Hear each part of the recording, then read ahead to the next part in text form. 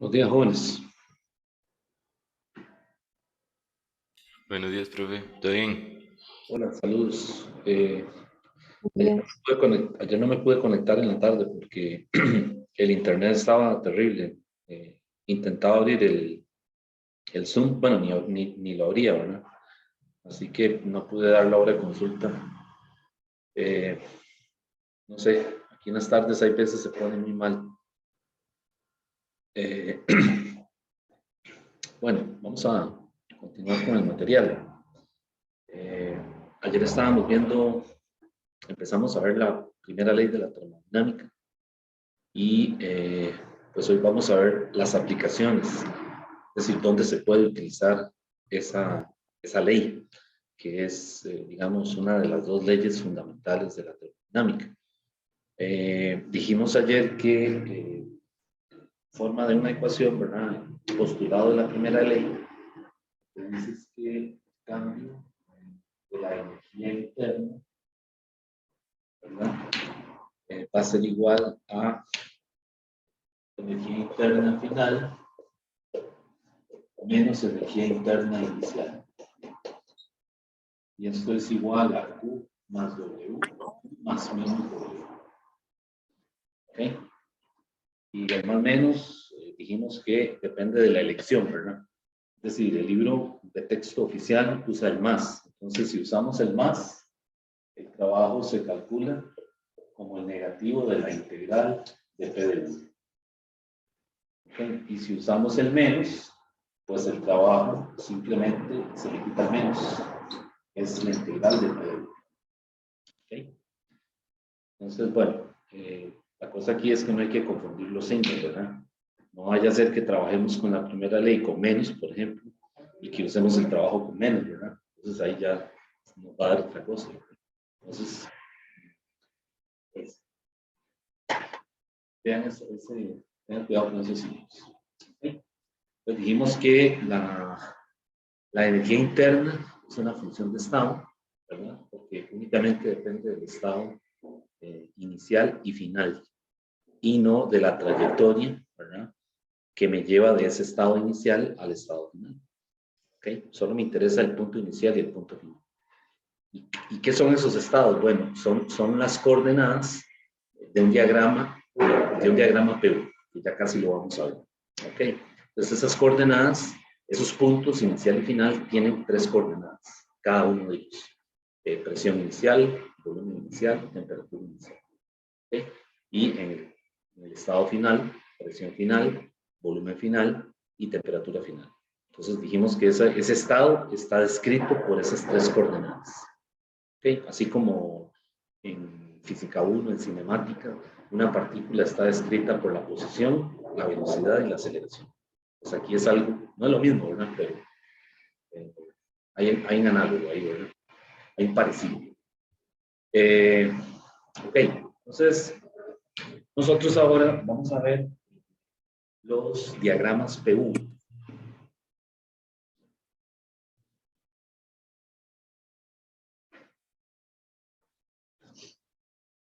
El diagrama PV es una gráfica donde se representa la función de P contra U. ¿Okay? Ahora, esa función puede tener una forma arbitraria, es decir, podría ser algo así, por ejemplo. Y este es el estado inicial y este es el estado final. Lo que pasa es que en estos diagramas hay que ponerle un sentido de recorrido a la función. Entonces aquí usualmente se le pone una flechita así. Es decir, para decir que la sustancia, en este caso el gas ideal, está evolucionando en este sentido, del estado inicial al estado final. ¿Okay? Y este estado inicial está escrito por P inicial, U inicial, E inicial. Y este otro, dijimos que por una terna, P final, U final, E final. Entonces, eso se llama un diagrama PV. Pero los diagramas PV hay que ponerle un sentido, ¿verdad? Ya sea que usted lo tenga que hacer, que le pidan que haga el diagrama PV en el examen, ¿verdad? Hay que ponerle un sentido, o sea, una flechita a cada uno de los procesos.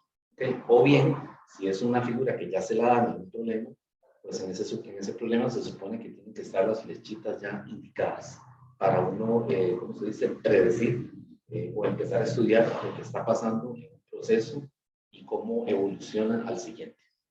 Okay, entonces, los diagramas PV tienen mucha información del comportamiento de un gas, pero, ¿cómo se dice? Se necesitan las flechitas, ¿okay? Para poder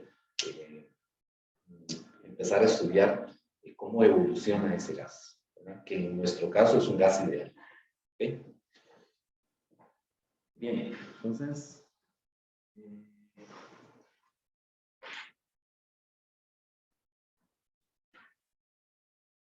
lo que vamos a hacer ahora es ver dónde puedo aplicar la primera ley. Es decir, a qué procesos puedo aplicar la primera ley, ¿verdad? Es decir, para ir teniendo, digamos, un esquema de qué pasa en cada proceso. ¿Okay? Entonces, este proceso, la trayectoria es el proceso propiamente dicho, ¿verdad? Y el punto inicial y el punto final, pues, corresponden a los estados. Okay. Entonces, cuando yo hablo del proceso, es, digamos, la trayectoria que me lleva del estado inicial al estado final. Okay.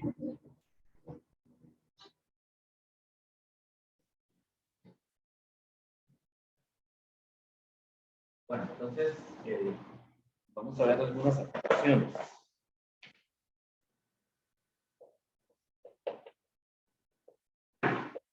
Aplicaciones de la primera ley.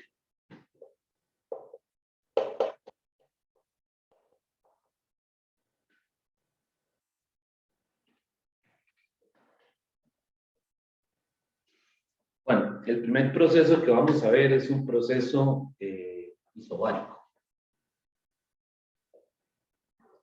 Isobárico. ¿Okay? El proceso isobárico es esa trayectoria que ocurre a presión constante. O sea, es un proceso que se lleva a cabo cuando la presión es constante. Okay, entonces, pues en un diagrama PV, lo que vamos a tener en este diagrama es una línea horizontal. Y este es el estado inicial y este es el estado final. ¿Okay? Y le ponemos una flechita para indicar cómo está evolucionando el proceso, o sea, cómo está evolucionando en este caso el gas. Entonces, este es el volumen inicial y este es el volumen final. Y el área que está bajo la curva, esa área es el trabajo realizado. Entonces, en el caso de un proceso que ocurre a presión constante, cuando yo aplico la integral, ¿verdad? Menos P de V, pues la P es constante. ¿Okay? Sale fuera de la integral, y entonces lo que me queda es menos P por delta V. Y esto es menos P por el volumen final menos el volumen inicial. Y aquí mantengo el menos, ¿verdad? Siempre voy a mantener el menos porque estoy usando el convenio de que la primera ley sea Q más W. ¿Okay? Bien, entonces, aquí vemos que lo que está pasando, en este caso, vean que yo puse la flecha hacia allá, ¿verdad? Hacia la derecha. ¿Qué está ocurriendo? Lo que estoy diciendo es que el gas se está expandiendo, ¿cierto? Porque el volumen final, en este gráfico, lo que me dice es que es mayor que el volumen inicial. ¿Ok? Entonces, si el volumen final es mayor que el inicial, lo que está en el paréntesis va a ser positivo. Y entonces el trabajo sigue siendo negativo. Por lo tanto, si yo pongo la flecha en este sentido, así como la puse, estoy diciendo que el trabajo me va a dar menor que cero, o sea, negativo. Y eso dijimos ayer, ¿qué significaba? Que es el sistema, ¿verdad? En este caso el gas, el que está realizando el trabajo sobre los alrededores, sobre el entorno. Entonces, lo que está sucediendo aquí es que en este cilindro, el pistón se está elevando. ¿Ok? ¿Por qué? Porque muy probablemente estamos calentando el gas y entonces las partículas comienzan a, entonces el gas comienza se expande, ¿verdad? Y entonces el pistón empieza a subir. ¿Ok? Pero si yo hubiera cambiado, si cambio el sentido de la flecha, ¿verdad? Lo pongo ahora para allá, al revés, ¿verdad? ¿Qué está pasando? Y ahora lo que está pasando es que hay un agente externo que más bien está aplicando una fuerza sobre el pistón. Y más bien lo que estamos haciendo ahora es comprimiendo el gas. ¿Ok? Manteniendo la presión constante. Es una posibilidad, ¿verdad? Es decir, en el laboratorio hay un montón de posibilidades de manipular el gas porque está en una recámara, ¿verdad? Y ha sido extraído el vacío, ¿verdad? Y la recámara tiene sensores, ¿verdad? Entonces se puede cambiar la temperatura, se puede cambiar la presión, se puede calentar el gas, se puede enfriar, es decir, se pueden hacer un montón de cosas, ¿verdad? Entonces la parte experimental sí se puede variar, ¿verdad? Ok, entonces aquí, pues lo que decimos es que la primera ley, el cambio en la energía interna, es igual a Q menos P por delta V. Entonces, este es un proceso a presión constante. Y de las relaciones empíricas, ¿cuál ecuación corresponde con eso? Que las vimos por ahí en Q, creo. No, mentira, no. La que corresponde aquí es V sobre T, es una constante. Bien, entonces el proceso a presión constante es válida la ley de Charles. Bueno, ese es el proceso isobárico. No sé si hay alguna pregunta.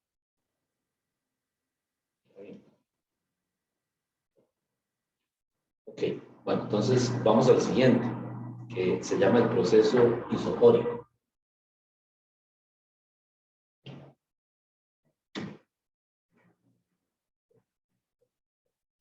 Isocórico. Aquí lo que es constante es el volumen. Y ahora en el diagrama PU, lo que vamos a ver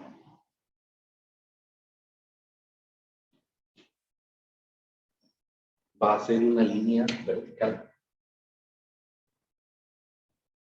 Y este es el estado inicial. Y este es el estado final. Y como puse los índices estos, ¿verdad? Entonces la flecha va para arriba. ¿Okay? Podría ser al revés, ¿verdad? La F está aquí y la I está aquí, y la flecha iría para arriba. Pero vean que en el proceso isocórico, al ser una línea vertical, no hay área por el tubo. Por lo tanto, si no hay área, ¿qué pasa? No hay trabajo. O sea, en un proceso isocórico, el gas no efectúa trabajo.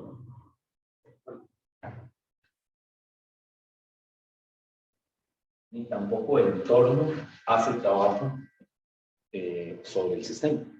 Es decir, se mantiene el volumen constante. Puede cambiarse la presión, puede cambiarse la temperatura, puede calentarse el gas. Uno quiere hacerle, pero el volumen lo va a mantener constante.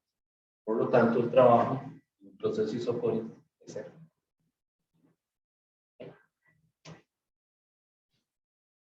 Que sería lo mismo en notación diferencial que se lo pongan así. Es decir, decir esto es lo mismo que decir que el diferencial de volumen es cero. ¿Verdad? Que para que un diferencial sea cero, la V tiene que ser constante. ¿Cierto? Entonces, la primera ley aquí, lo que dice es que el cambio de la energía interna es únicamente igual aquí, al Q. Entonces, recuerden que la energía interna, el cambio, perdón, la energía interna, depende solo del estado inicial y final, ¿cierto? Por donde se lleva ese proceso. Quiere decir que cuando se lleva ese proceso a volumen constante, toda la configuración de las partículas de ese gas, en este caso las moléculas, evoluciona solamente por una transferencia del sistema. ¿Okay? Es decir, no se hace trabajo mecánico, el pistón no se levanta ni tampoco desciende. ¿Okay? Entonces, si hay un cambio en la configuración de las moléculas, ¿verdad? Es únicamente debido a una transferencia de carga. ¿Okay? Entonces, ¿qué estamos diciendo aquí? Bueno, aquí estamos diciendo que la recámara no está aislada, de tal manera de que yo puedo calentar el gas. O sea, puedo pasarle calor a la recámara, ¿verdad? O también puedo enfriarlo. O sea, puedo hacer que el gas libere calor. ¿Sí? Entonces, el sistema no está aislado. Hay transferencias de calor. Desde o hacia. ¿Okay? Bien, ese es el segundo proceso. Vamos al tercero. Si no hay ninguna pregunta.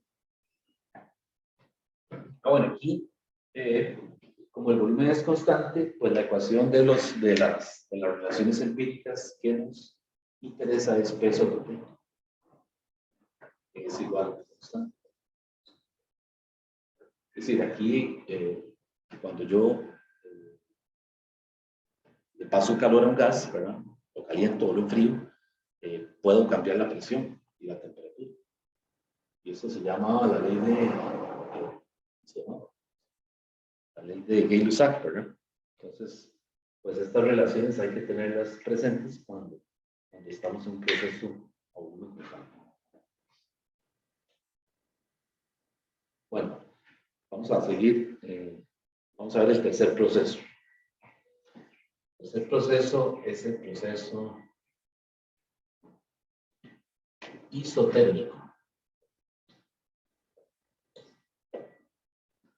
En el proceso isotérmico, la temperatura es constante.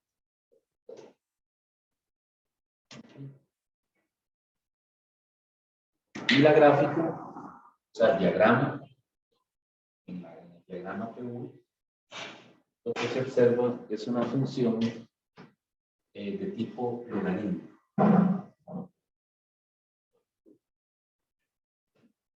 Entonces, este es el estado inicial. Este es el punto. Y esta es el área bajo la curva. Entonces, esta es una función que se parece a un logaritmo. ¿Okay? Y le voy a poner la flecha para abajo. Igualmente podría ir para arriba, ¿no? Aquí estoy diciendo que el gas está expandiendo, manteniendo la temperatura constante, ¿verdad? Pero también lo puedo comprimir, manteniendo la temperatura constante. En cuyo caso la flecha iría para arriba. ¿De acuerdo? Entonces vean la importancia en el diagrama PV que le den esa flecha, ¿verdad? O sea, que le indiquen la flecha o a la hora de usted hacer el diagrama, si le piden que lo haga, ¿verdad? Tiene que poner las flechas, porque si no las pone, ya el diagrama está muy, no sabemos qué está pasando en realidad, cómo evoluciona de un proceso a otro. ¿Okay? Bien, entonces vamos a continuar. Voy a borrar esto. Bueno, en un proceso isotérmico, la curva como tal se llama una isoterma. Y la característica que tiene es que todos los puntos sobre esa curva están a la misma temperatura. O sea, todos los puntos que pertenecen a esa función, ¿verdad? A esa curva, es una función, ¿verdad? Matemáticamente hablando, pero desde el punto de vista físico, lo que vamos a interpretar, lo que vamos a entender es que la temperatura es la misma. ¿Ok? La temperatura es la misma. Entonces, ¿cómo calculo yo el trabajo en un proceso isotérmico? Bueno, utilizo la fórmula que ya tenemos, ¿verdad? W igual a menos la integral de PdV. Como es un gas ideal y la temperatura es constante, yo puedo aplicar la ecuación del gas ideal. Vean que la ecuación del gas ideal es P por V es igual a nRT, ¿verdad? Entonces de aquí yo despejo la V y me queda P en función de V, me queda nRT sobre V. Entonces esto lo voy a meter aquí y me va a quedar el trabajo es el negativo de la integral del volumen inicial al volumen final de nRT entre U de U. Y esta N es constante, ¿verdad? La cantidad de sustancia es constante, el tanque está cerrado, ¿verdad? La R es la constante del gas ideal. Y la temperatura es constante porque es un proceso isotérmico. Entonces, estos tres términos, ¿verdad? Esas tres variables, o esas tres cantidades puedo sacarlas de la integral.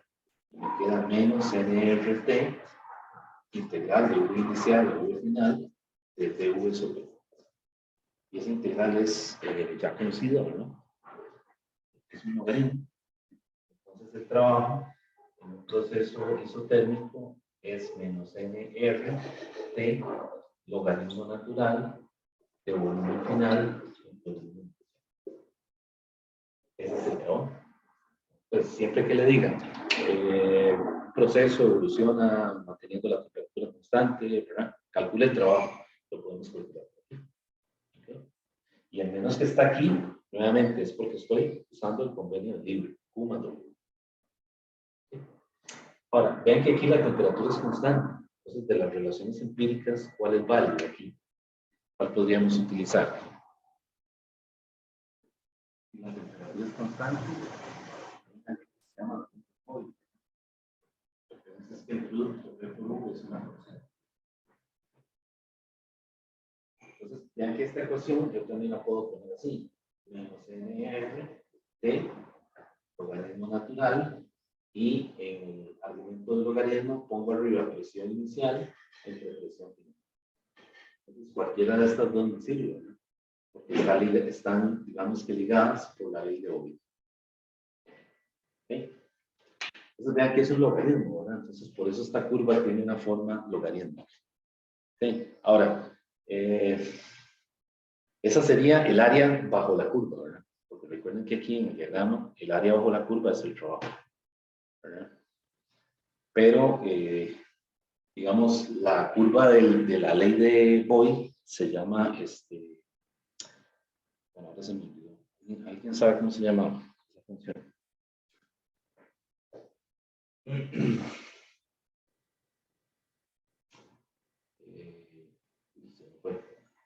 Eso que tiene una en la punta de la lengua y se le va, ¿no? Se escapa.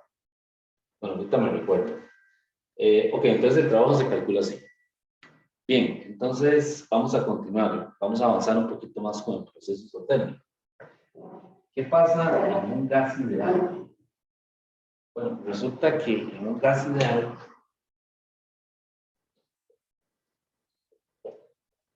y solo en un gas ideal es un caso particular. La energía interna del gas solamente es función de la temperatura. Eso es fundamental saberlo, ¿no? Para efectos a la hora de resolver un problema. Entonces vamos a escribirlo. Para un gas ideal, la energía interna solamente es función de la temperatura. O sea, no depende del volumen ni la presión, nada. Solo cambia cuando cambia la temperatura. Pero resulta que aquí la temperatura no cambia. Estamos diciendo que es constante. Entonces, ¿qué pasa? Lo que pasa en un proceso isotérmico es que el cambio de energía interna, ¿verdad? Que es energía interna final menos energía interna inicial, y al ser estas energías iguales, ¿qué va a pasar? Que la temperatura es constante. El cambio en la energía interna es cero. ¿Okay? Y es decir, siempre va a ser así, ¿no? Siempre que el proceso sea isotérmico. Entonces, ¿qué pasa con la primera ley? ¿No? ¿Qué pasa con la primera ley? Bueno, lo que va a pasar es que el cambio de la energía interna es cero, proceso isotérmico. Y esto es igual a Q más W. Por lo tanto, el Q tiene que ser igual al negativo de W. ¿Sí? Entonces, si ese W, por ejemplo, es una expansión, ¿verdad? Ya dijimos que ese W es negativo. ¿Sí? Entonces, si es negativo y tiene un negativo adelante, ¿qué pasaría con el calor? Sería positivo. Entonces, por lo tanto, en una expansión, el gas absorbe calor, que es lo que se ve experimentando. ¿Cierto? Pero si es trabajo que hace el entorno, o sea, lo que rodea el cilindro sobre el gas, o sea, el pistón baja, el trabajo sería positivo. Pero aquí hay negativo adelante, ¿verdad? Entonces quiere decir que el Q sería negativo. Entonces lo que le está diciendo es que cuando usted comprime un gas, ¿qué está pasando? El gas cede calor y por lo general se enfría, que es lo que se ve experimentar. ¿De acuerdo? Entonces, estos signos hay que manejarlos, ¿verdad? Porque, digamos, en un problema, uno tiene que ver qué le dice la redacción, ¿verdad? Para entonces estar listo, ¿verdad? Entonces, vean que esto es como el convenio Q más W, ¿verdad? Pero si alguien decide usar el convenio Q menos W, que está en otro libro, cuando eso yo lo igualo a 0, Q es igual a W. Entonces, con el convenio con el menos, ¿verdad? El Q y el W tienen el mismo signo. O sea, que si el trabajo es positivo, el calor también tiene que ser positivo. Y si el trabajo es negativo, el calor tiene que ser negativo. Entonces, por eso yo insisto tanto en cuál signo le pone a la primera línea. Porque si no, se le hace un desmadre con los signos, ¿verdad? ¿Ok? Bueno, ¿esto hay alguna pregunta? ¿Alguna duda? No sé si lo estoy diciendo muy rápido o hay algo que no es claro. Bien. O sea, en un proceso isotérmico no hay forma de calcular el calor de forma independiente. O sea, el calor en magnitud va a ser igual al trabajo. ¿Ok? Bueno.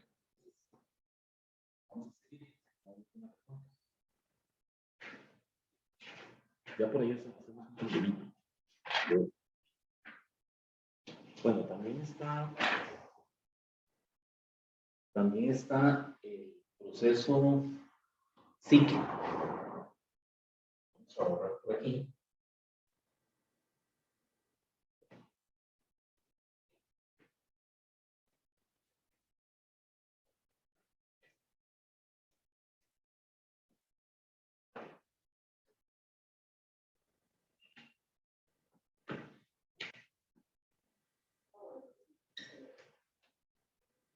El proceso cíclico.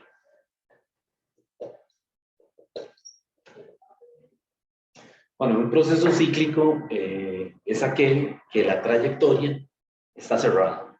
O sea, o el punto inicial coincide con el punto final. Son el mismo. Entonces, es un proceso que lo podemos hacer así. Y por aquí está el estado inicial y por aquí también está el estado final. ¿Okay? Entonces, en ese diagrama PV, el área que está encerrada, ¿no?, es el trabajo neto. Es el trabajo neto. ¿Okay? Y por supuesto aquí hay una coordenada que corresponde a VI, ¿verdad? Hay una coordenada por aquí que corresponde a VF, pero bueno, habría que delimitar los procesos, ¿verdad? Es decir, yo estoy haciendo una figura arbitraria, ¿verdad? Pero cuando me refiero a un proceso cíclico, podría ser perfectamente algo así, ¿verdad? Podría ser algo así. Un proceso isocórico, ¿verdad? Un proceso isotérmico y un proceso a presión constante. Entonces, esto es isocórico, esto es isotérmico y esto de aquí es isobárico. Y ven que tenemos que ponerle las flechas a cada proceso. Entonces, el área que está encerrada en esa figura es el trabajo neto. ¿Okay? Entonces, ¿qué pasa en un proceso cíclico? Bueno, es aquel que se repite, ¿verdad? Con cierta regularidad, y más adelante nos va a servir, por ejemplo, para estudiar un motor. ¿Okay? El funcionamiento de un motor. Pero vean que el estado inicial coincide con el estado final. Y ya dijimos que la energía interna es una función de estado. Solamente depende del estado inicial y del estado final. Entonces, ¿qué creen que pasa aquí? Si los estados coinciden, ¿qué pasaría con el cambio de la energía interna? O sea, ahora la energía interna final sigue siendo menos la energía interna inicial, pero los estados inicial y final son los mismos.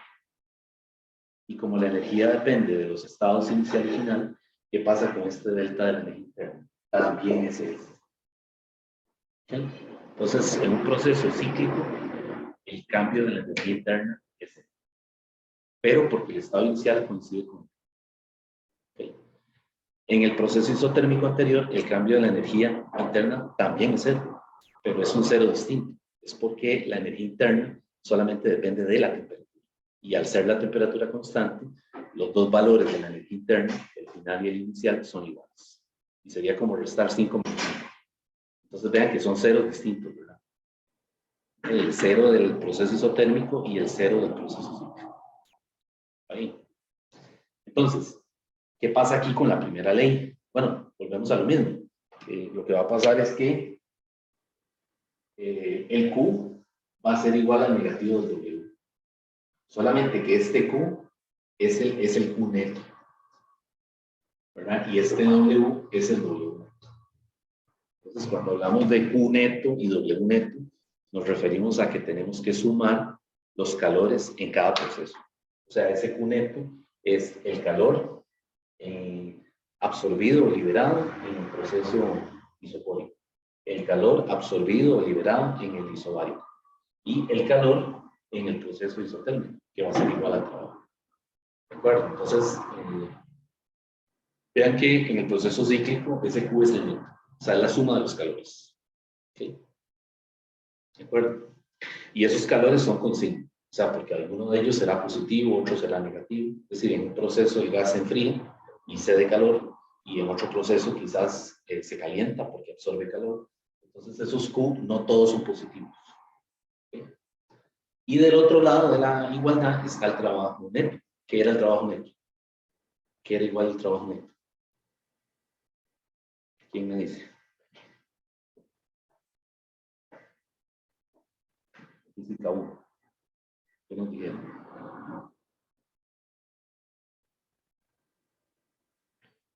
El teorema, pues. El área de la figura. ¿Cuál?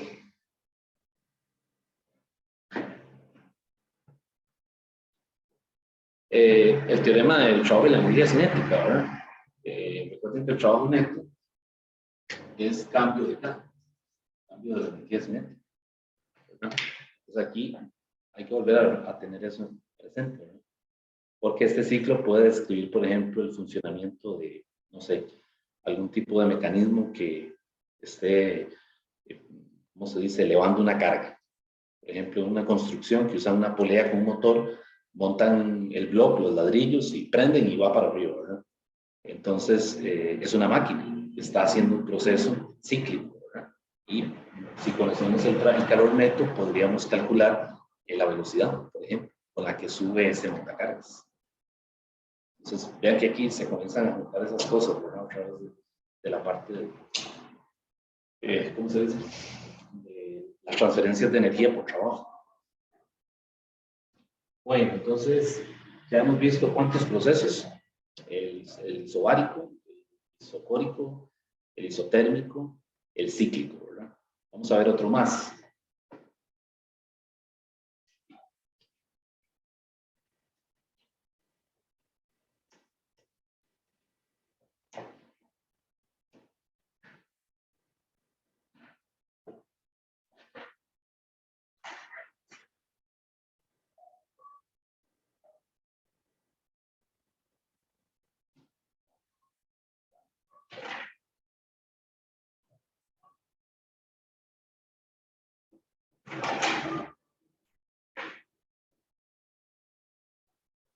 Bueno, hay un quinto proceso que se llama proceso adiabático. Adiabático. El proceso adiabático, un diagrama PU, es una función que decrece muy rápidamente. Sigue así.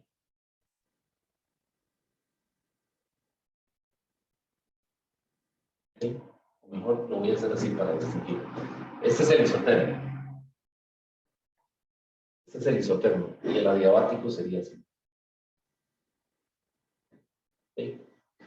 Entonces, este es isotérmico, que es un logaritmo, ¿no? Y este es adiabático. Y es una función de la forma Esto es como un logaritmo, bueno, ya vimos que es un logaritmo, y esto es una función parecida a 1 sobre x a la n. Esas funciones por ahí nos las enseñan en la convergencia, se estudia en cálculo 2, ¿verdad? Entonces, ese tipo de funciones, ¿verdad? Por ejemplo, 1 sobre x a la 3, 1 sobre x a la 5, son muy rápidas, ¿verdad? Convergen muy rápido. Entonces, es una función similar en el proceso adiabático, ¿verdad? ¿Cómo distinguimos ambas curvas? Por la pendiente en el punto de corte. ¿Okay? Entonces, en el punto en donde se cortan, en este punto de aquí, vean que si yo trazo una tangente y trazo una tangente a ambas curvas, la pendiente del adiabático siempre va a ser mayor que la pendiente. Y esa es una forma de distinguirlo, ¿verdad? Para efectos, digamos, de un diagrama que le den problema, ¿verdad? Es decir, el adiabático tiene mayor pendiente. ¿Okay? Bueno, resulta que en un proceso adiabático, la característica principal es que no hay transferencia de calor en el sistema. O sea, el sistema no cede calor, no se puede enfriar y tampoco absorbe calor. ¿Por qué? Bueno, porque hay algún tipo de recubrimiento en el cilindro, en la cámara, que funciona como un aislante. Entonces, si usted intenta calentar el gas desde fuera, adentro el gas es decir, ese calor no va a pasar. ¿Okay? De tal manera que en un proceso adiabático el calor es el Q es cero. ¿Okay? Y el cambio de la energía interna es Q más W, pues en un proceso adiabático el cambio de la energía interna es igual a cero. Quiere decir que cuando un gas se expande o se comprime adiabáticamente, ¿verdad? Sin absorber o sin ceder calor, toda la configuración de las moléculas del gas se debe a la transferencia de energía por trabajo.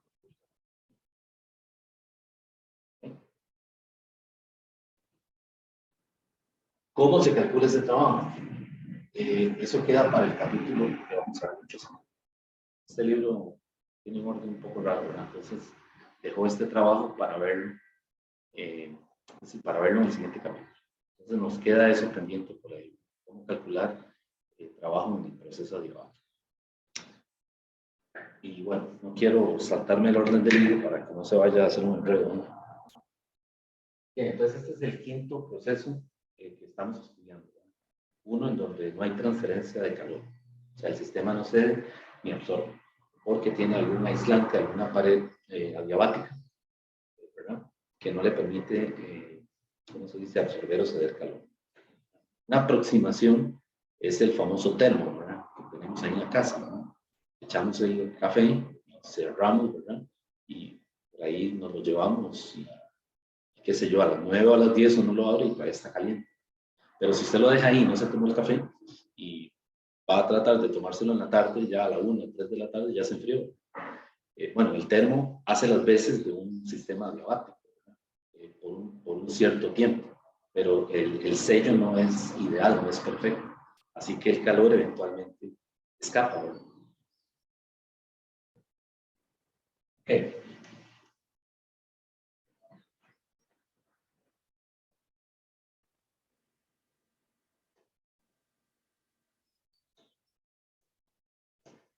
Bueno, hay un sexto proceso, ¿verdad? Si lo podemos meter ahí, el libro comenta después, voy a ver si es aquí, este sería el número 6. Se llama una expansión.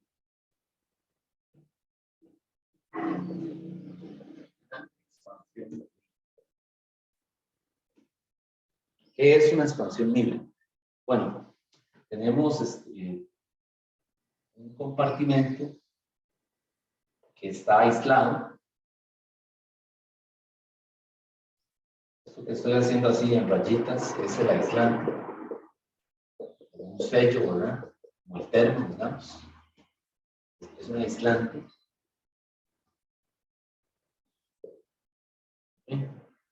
Y aquí está, aquí hay una membrana. Y aquí tengo un gas ideal.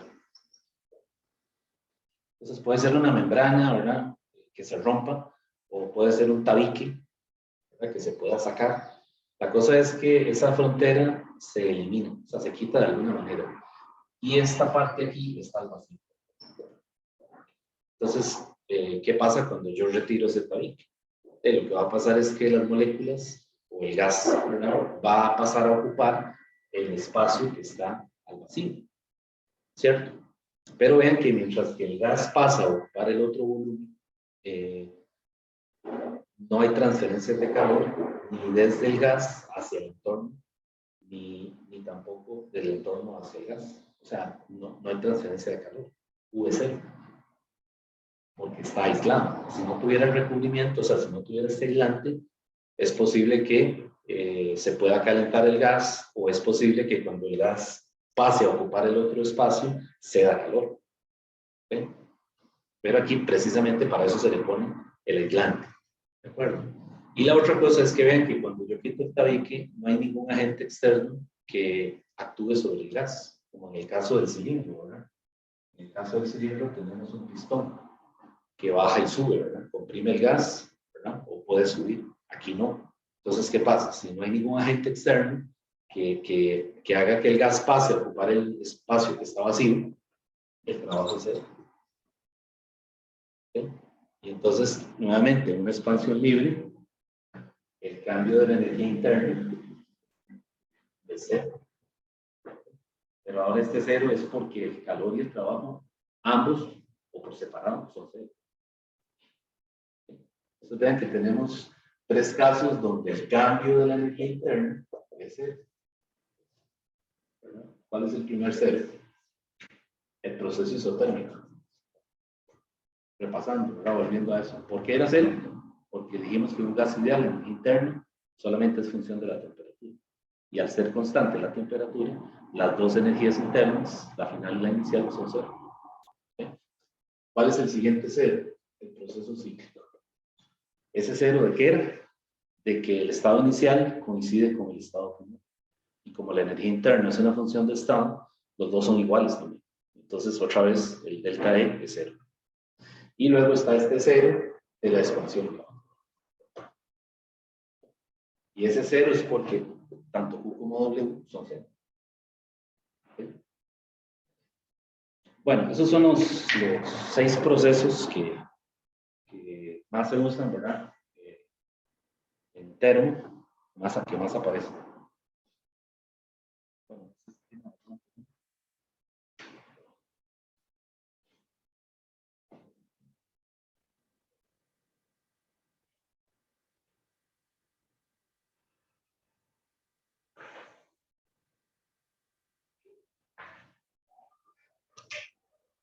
Bueno, vamos a hacer unos problemas de este material, ¿verdad? Para no aplicable.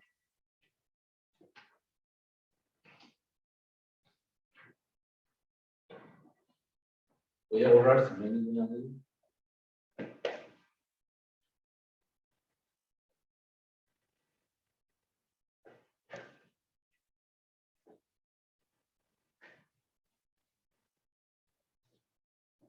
Bueno, este problema que voy a hacer es de ahí, de Servi también, pero es de la 9ª edición. Creo que también está en la 10ª. Es el problema 2035. Está en la página 620. Entonces, el problema dice lo siguiente. Dice una muestra de 2 moles de gas helio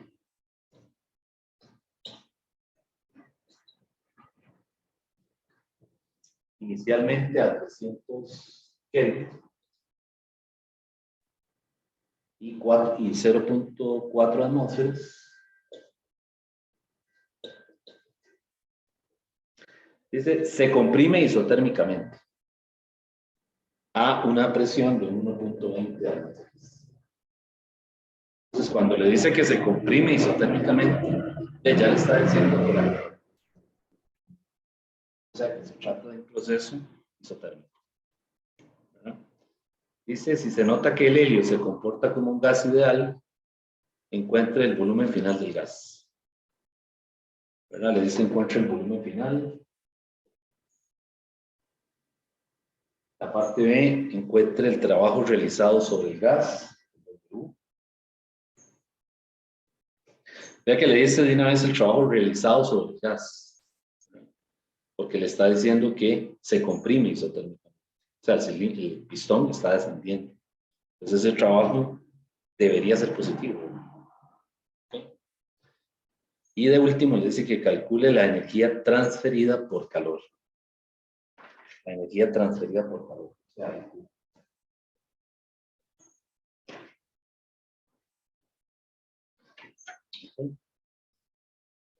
entonces, ¿cómo calculo el volumen inicial? Les digo, el volumen final. ¿Qué haríamos ahí? Pues puedo usar la ley de Boyle, ¿verdad? P inicial, V inicial es igual a P final. ¿Okay? Pero necesito el volumen inicial. Bueno, entonces, para eso uso el gas ideal, ¿verdad? nRT entre P inicial. Y aquí sería 2 moles, ¿verdad? No le voy a poner unidades, por 8.314 por 300 entre la presión inicial, que son 0.4 atmósferas. Entonces, cuidado, ese 0.4 hay que multiplicarlo por 1.013 por 10 a la 5, para que me queden pascales. ¿Okay? Y ese volumen me da 0.123 metros cúbicos. Y ya con el volumen inicial, pues ya puedo aplicar la ley de Boyle, ¿verdad? Entonces, el volumen final sería el inicial por la presión inicial entre la presión final.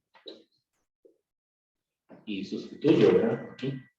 Entonces, el inicial es 0.123 metros cúbicos y las presiones aquí, arriba es 0.4 atmósferas, ATM, y 1.20 atmósferas.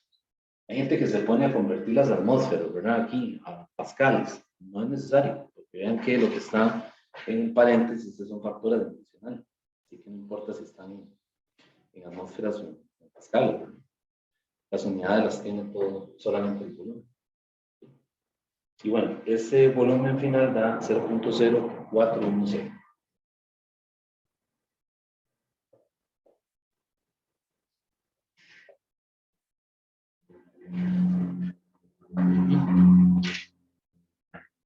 Piensa la parte A. La parte B dice que calcula el trabajo. Ya sabemos que es un proceso isotérmico. Entonces no hay que volver a hacer la integral, ¿no? Ya de una vez uno, siempre que le diga un proceso isotérmico, de una vez uno usa esto. W es igual a menos R, N, RT, logaritmo natural de volumen final, y sustituyo. Sería menos, ¿verdad? 2 por 8, 4, por la temperatura, que son 800, por el logaritmo natural de 0.0.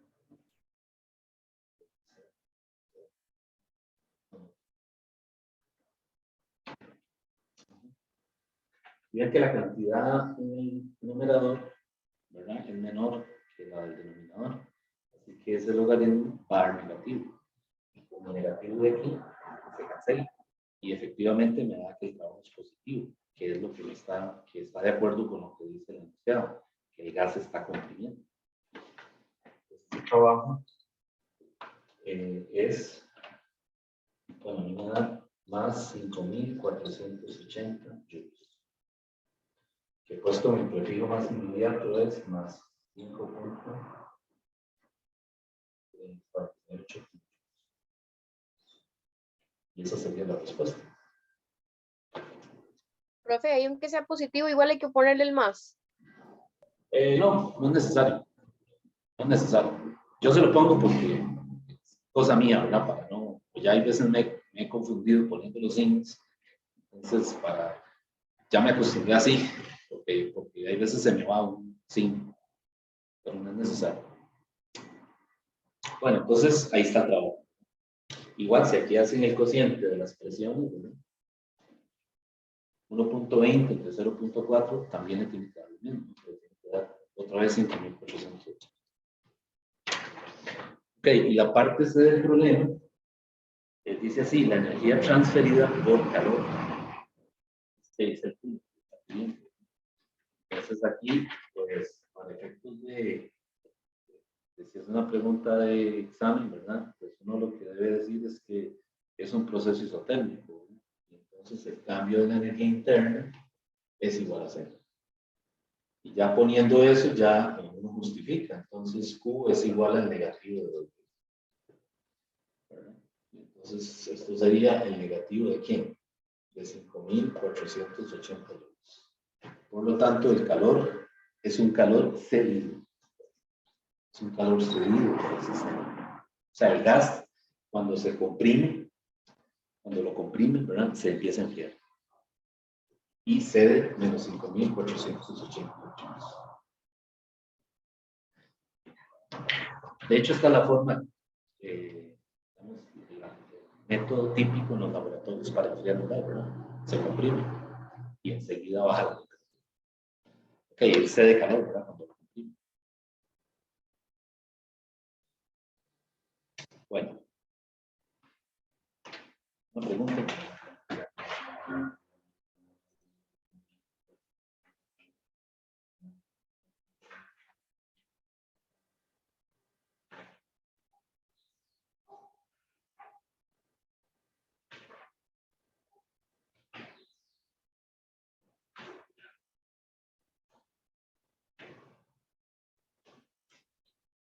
Pero,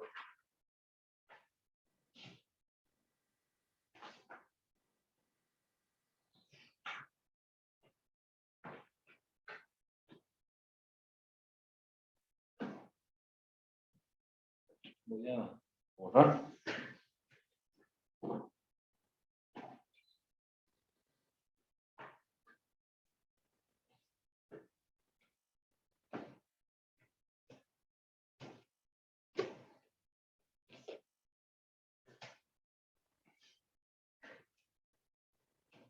Ya están las aulas, la distribución de las aulas, puesto ahí en el entorno.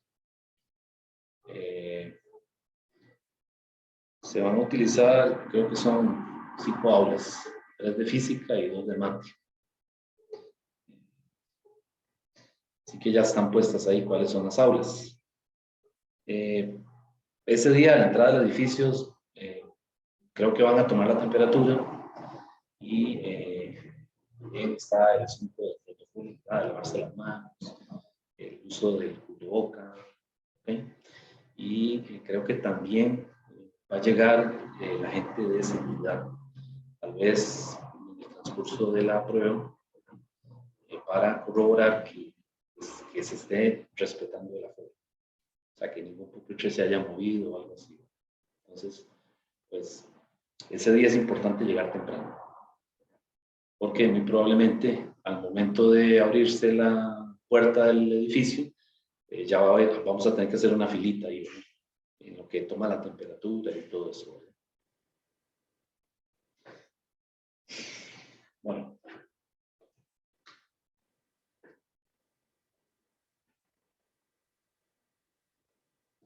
Yo mañana voy a ir a la escuela a ver cómo quedó esa distribución. Bueno, vamos a hacer otro problema. Este también es del Serwi, de la 9ª edición, es el 2039.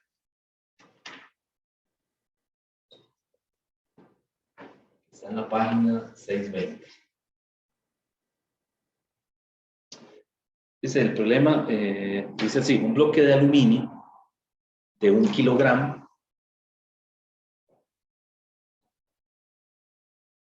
se calienta a presión atmosférica. Recuerden que cuando habla de presión atmosférica se está tratando de una atmósfera, ¿verdad? De modo que su temperatura aumenta de 22 grados a 40 grados Celsius. ¿Okay? Y esto es a una atmósfera.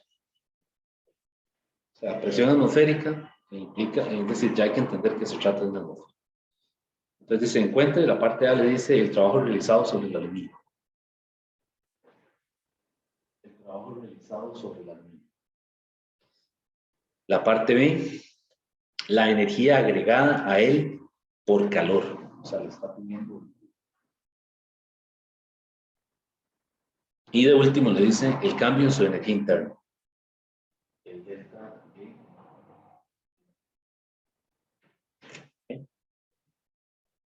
Entonces, bueno, lo primero es que no es un gas, ¿verdad? Es decir, ahí le está diciendo que se trata de un bloque de aluminio. Y dice que se calienta. Entonces, ¿qué pasa aquí? ¿Qué creen ustedes? Cuando se calienta de 22 a 40, ¿qué pasa? Se expande, ¿verdad? Por lo que vimos ayer de la dilatación. ¿Okay? Y vean que se trata de un bloque que tiene dimensiones. Es un bloque cúbico o en forma de paralelepípedo, pero no es una expansión lineal, es volumétrico, ¿cierto? Entonces, pues aquí, ¿cuál es el agente que hace el trabajo? O sea, ¿cómo podemos calcular el trabajo sobre ese bloque? Con las fórmulas que vimos ya. Bueno, vean que dice que se calienta a presión atmosférica. O sea, le está diciendo ya que la presión es. O sea, que es una dilatación, es decir, es un proceso isobárico donde el bloque se dilata, ¿cierto? Entonces el trabajo yo lo puedo calcular como menos P por favor, porque esta formulilla siempre va a servir siempre que la presión sea constante. Ok, ahora, ¿cuál es el cambio en su volumen? El cambio en el volumen va a ser el debido a la dilatación. Entonces aquí sería 3 alfa, ¿verdad? Por P0 por delta. Y así vamos a calcular el trabajo.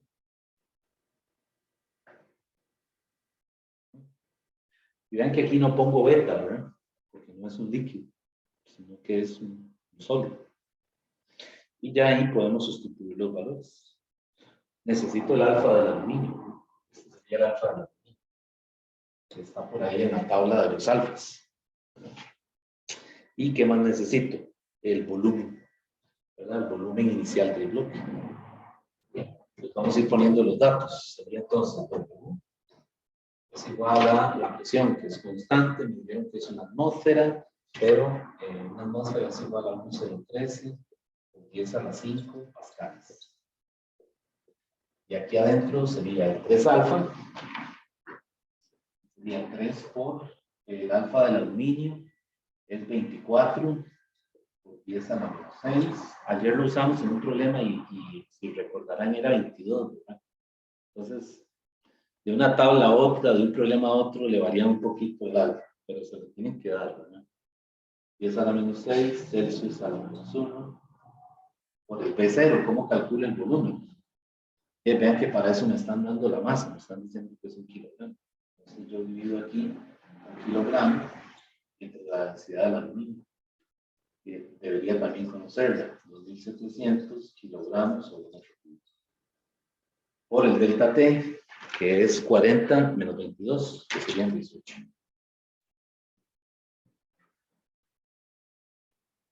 Y hago esa operación. Me comí el menos aquí. Ven, es que es muy fácil dejarlo botado. A mí me ha pasado que se me olvidó y voy a hacer otros cálculos que piden después y resulta que no me cierran las cuentas. Y es que dejé un menos por ahí botado. Bueno, entonces haciendo eso, a mí me da 0.0486 joules. ¿Okay? Entonces, ¿qué podemos comentar de este resultado? Bueno, el signo está correcto. Bueno, en la operación sí, porque realmente lo que está pasando es que es el sistema el que está realizando el trabajo sobre el entorno. Imagínense el bloque, cómo se dilata.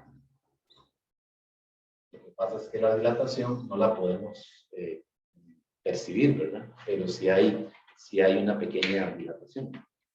Entonces, el negativo está bien. Es trabajo que hace el sistema, que es el bloque. Ahora, la magnitud estará bien.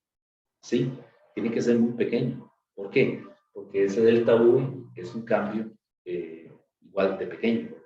Entonces, en una dilatación volumétrica, el trabajo anda, los trabajos andan por el orden por debajo de 1, de la unidad, ¿verdad? Es decir, si aquí algo me da a mí 2.25, pues está muy grande, ¿verdad?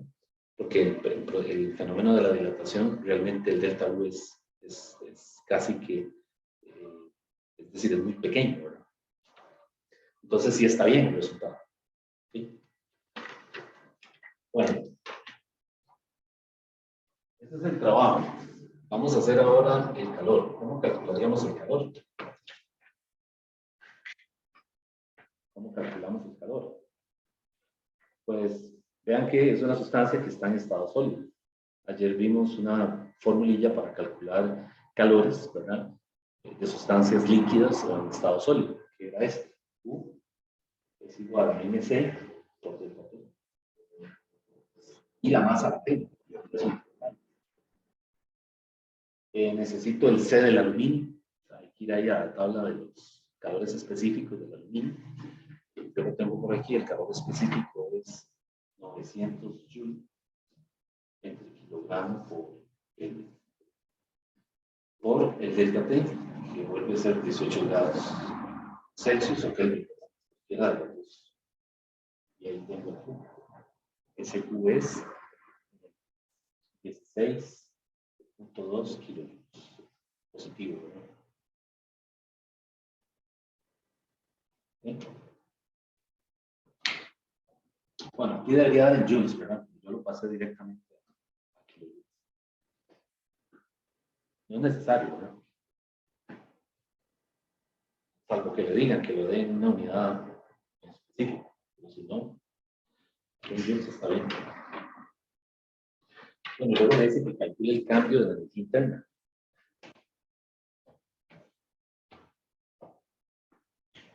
El cambio de la energía interna. ¿Qué sería? Desde la primera ley, voy a poner aquí para la parte C, ¿no? De la primera ley es coma W. ¿Verdad? Pero este W es muy pequeño, ¿verdad? Entonces, sumarle una cantidad en joules a un calor en kilojoules, es decir, los decimales son, casi no hay diferencia, ¿verdad? Así que, pues, esto sería como coger 16.2 kilojoules, ¿verdad? Y sumarle 48.6 milijoules, ¿verdad? Ya que los prefijos varían en el intervalo de 10 a la 3, 10 a la menos 3, ¿verdad?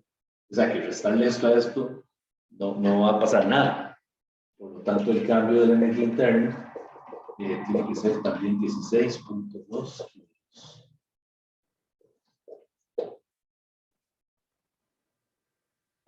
¿Okay?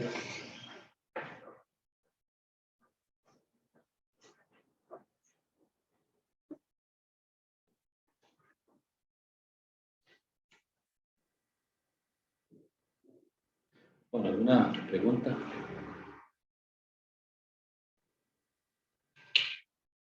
Aquí en estos problemas, ¿verdad? Es importante identificar el sistema, porque, digamos, hay veces ponen un problema de estos, de un sólido, ¿verdad? Y entonces la gente va a aplicarle la ecuación del gas ideal, el trabajo hecho a un proceso isotérmico. Y no, es decir, hay que distinguir cuándo es un gas ideal y cuándo es un sólido que se expande o que se comprime, ¿verdad?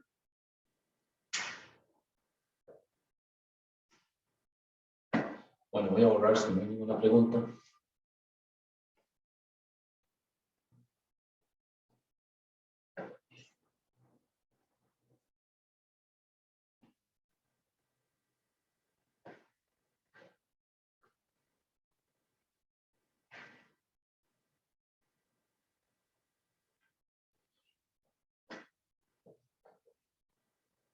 Ok. Bueno, quería pasar ahora a ver otro temita ahí que está en el capítulo, que se trata de los cambios de fase, ¿verdad? Es decir, cuando una sustancia cede calor, ¿verdad? O lo absorbe debido a un cambio de fase. Entonces, eso está dentro del tema de los calores latentes.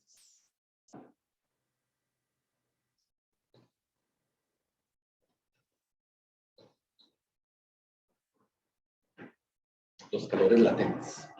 Entonces, siempre que escuchemos esto, ¿verdad? El calor latente, o también le dicen un calor de transformación, tenemos que pensar en que ocurre un cambio de fase. Recordemos que un cambio de fase es un cambio físico. Sí, yo tengo, por ejemplo, agua o hielo, perdón. Tengo hielo en estado sólido y se funde, ¿verdad? Y ahora tengo agua líquida y puedo comenzar a calentar esa agua hasta vaporizarla. Y entonces lo que tengo ahora es vapor de agua. Vapor de agua. Antes tuve agua líquida. Y al principio tuve hielo. Pero el cambio de fase es un cambio físico, ¿verdad? Si la naturaleza química de la sustancia no se altera. Sin embargo, en cada uno de esos cambios, ¿verdad? Para pasar de hielo a agua líquida, esa sustancia tiene que haber liberado un calor, ¿verdad? O absorbido, ¿verdad? Entonces, ¿cuál es la característica de un cambio de fase? Que no se nos tiene que olvidar. Bueno, la característica fundamental aquí es que en el cambio de fase, cuando ocurre el cambio de fase,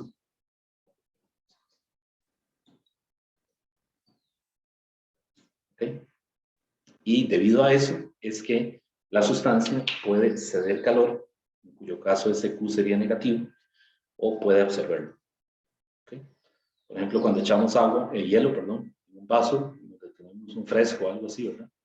Un fresco que estaba a temperatura ambiente, le echamos hielo para enfriarlo, ¿verdad?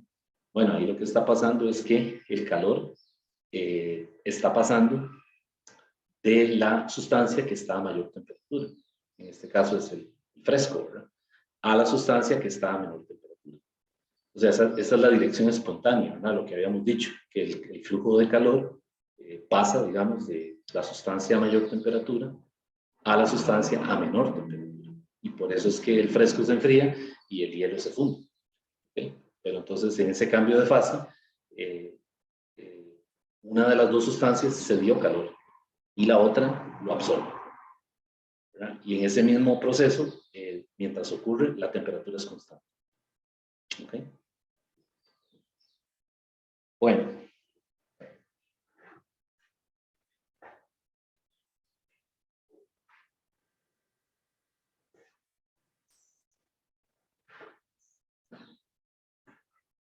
Entonces, nos interesa estudiar los cambios de fase porque por ahí hay problemas que le dicen que se hizo una mezcla, ¿verdad?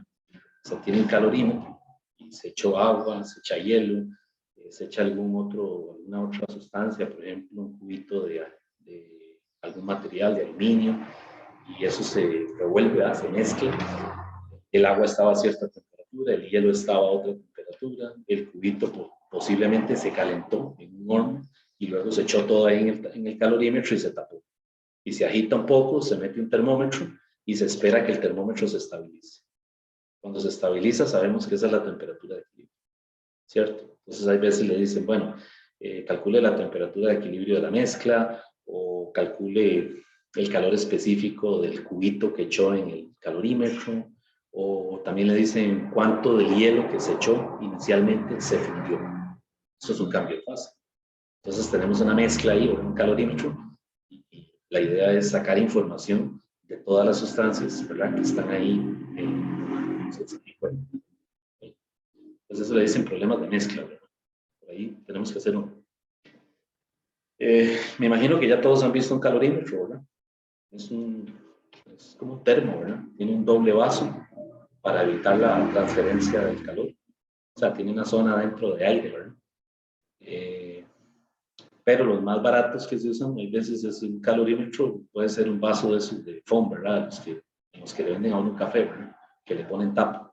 Eso funciona como un calorímetro, porque el estereofoam es un buen aislante, aproximadamente.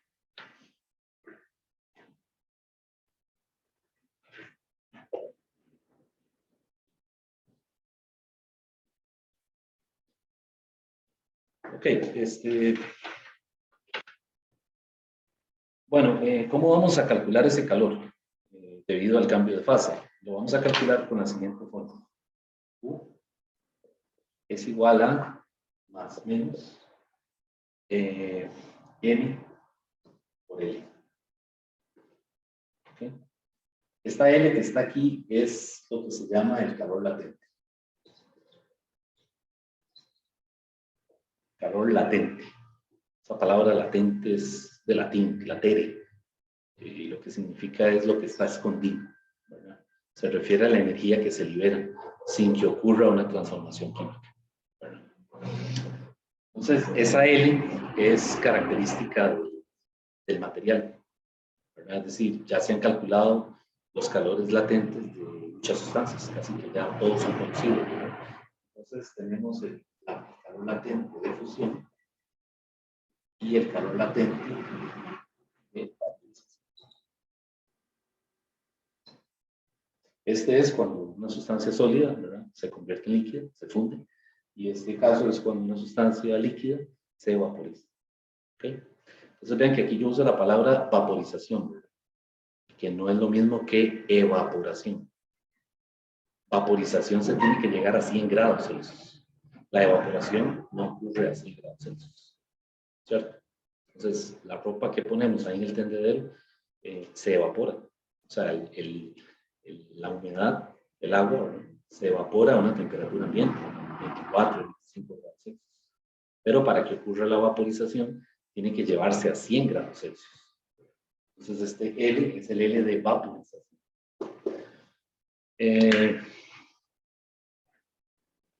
El Selwyn, en las últimas ediciones, le pone a esta M, le pone un delta M. Lo que quiere darle a entender es que esa masa es la que experimentó el cambio de masa. Y es posible que no toda experimenta el cambio de masa. Por ejemplo, tenemos lo que les decía, hielo, ¿verdad? Y cuando uno echa hielo en un recipiente, ¿verdad?, para crear algo ahí, un fresco, lo que sea, observamos que algunos cubos de hielo quedan ahí, ¿verdad? Es decir, no todo se funde. Entonces, lo que se funde es el delta M. ¿Sí? Entonces, ellos el libro lo que quiere es darle a entender, ¿verdad?, que ese es un cambio pequeño. Es decir, que es probable que quedó una parte de la sustancia sin fundirse. ¿Okay? Y el más y el menos es el mismo convenio que dijimos ayer, ¿verdad? Más es que lo absorbe y menos es que lo cede. ¿Okay? Bueno, voy a compartir aquí con ustedes la presentación de ayer.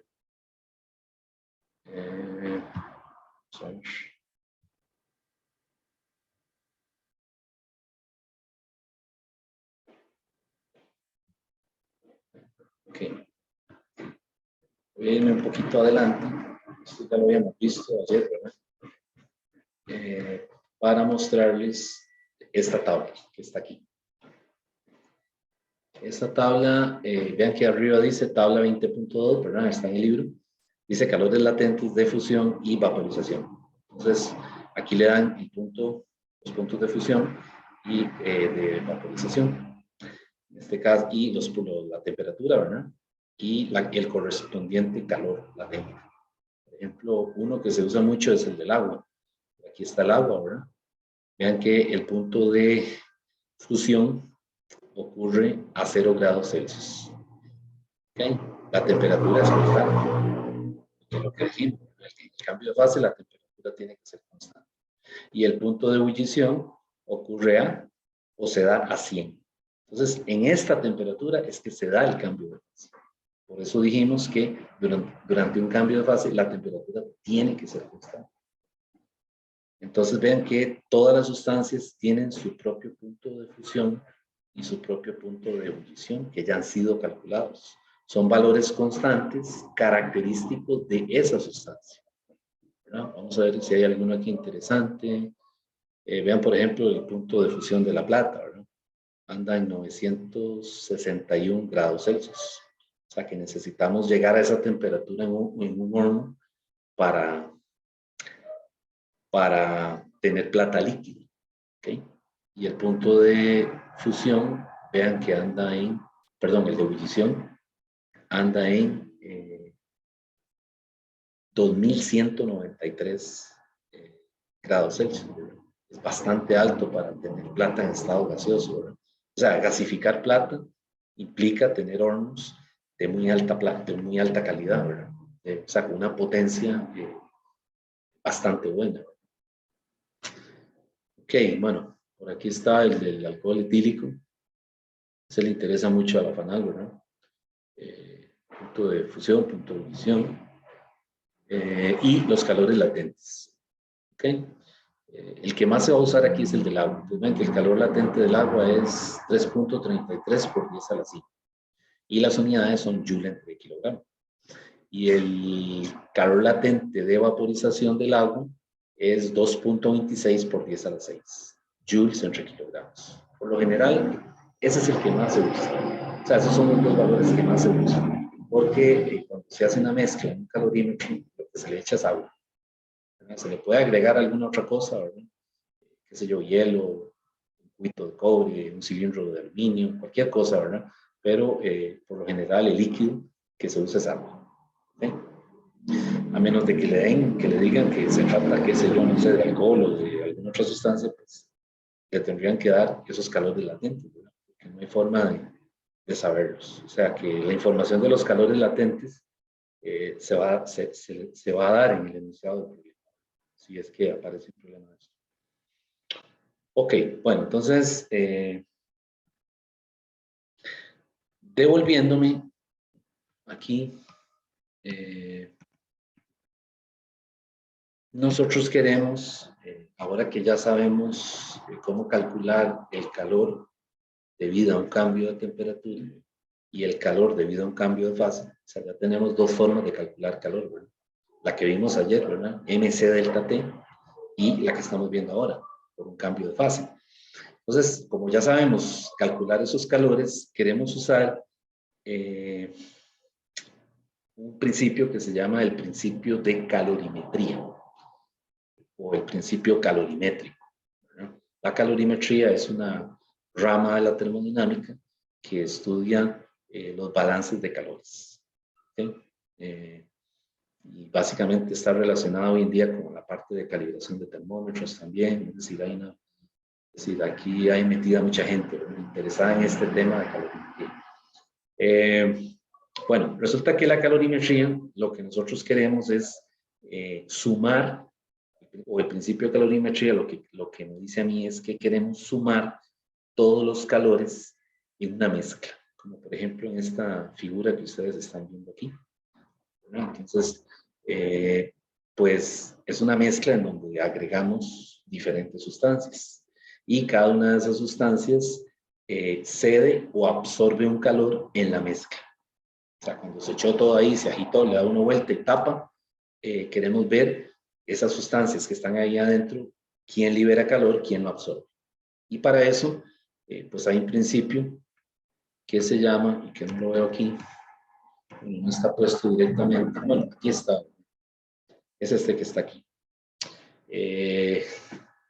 Hay un principio que se llama el principio de calorimetría, que es suma de calores. O sea, esto mismo yo lo puedo poner como suma de calores igual a cero. O como ellos lo ponen aquí, el Q frío es igual al negativo del Q caliente. No me gusta mucho, porque otra vez frío y caliente aquí no dice mucho, ¿verdad? Así que yo el principio de calorimetría mejor me gusta escribirlo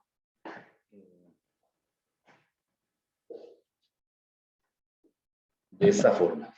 Suma de calores es igual a cero. ¿Okay?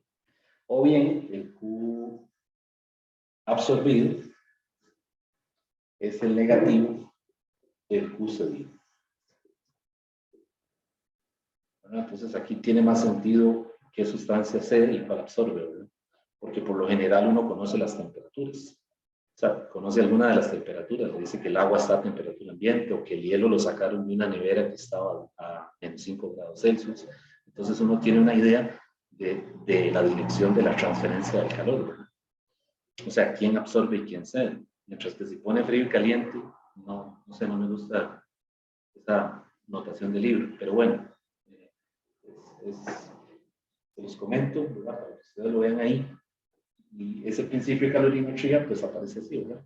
O suma todos los calores igual a cero, o identifica los calores, las sustancias que absorben, o sea, todos los calores absorbidos y todos los calores cedidos. O sea, aquí es una suma, ¿no?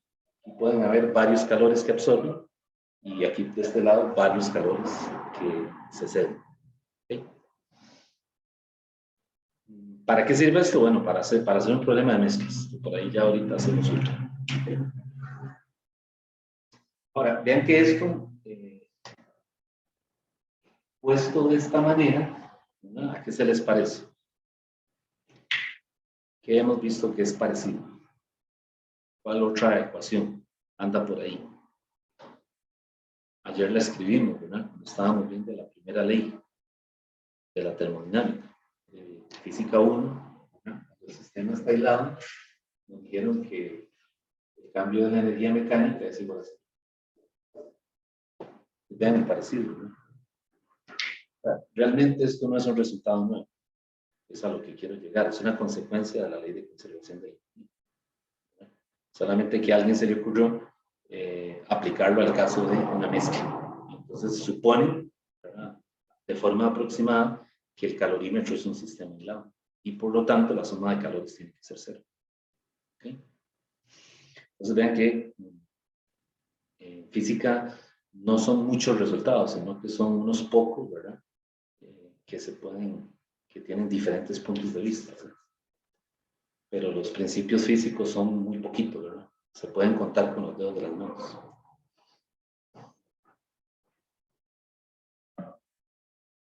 Bueno, entonces,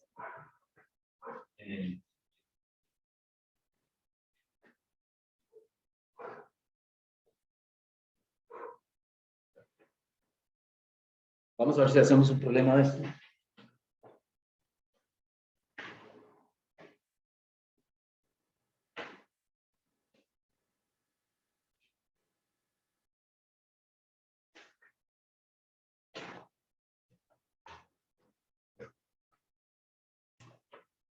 Este problema que voy a hacer es del libro de Sears.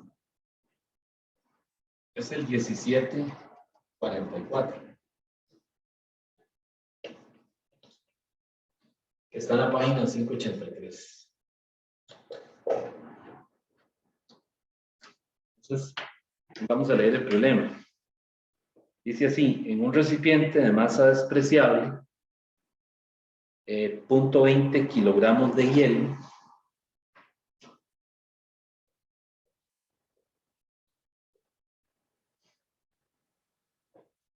a una temperatura inicial de menos 40 grados Celsius, se mezclan con una masa M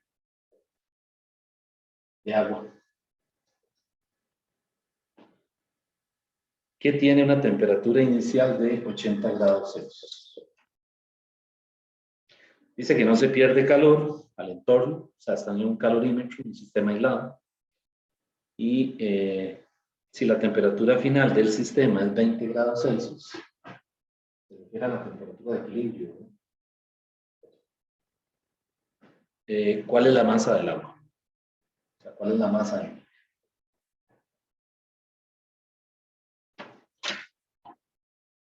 Okay.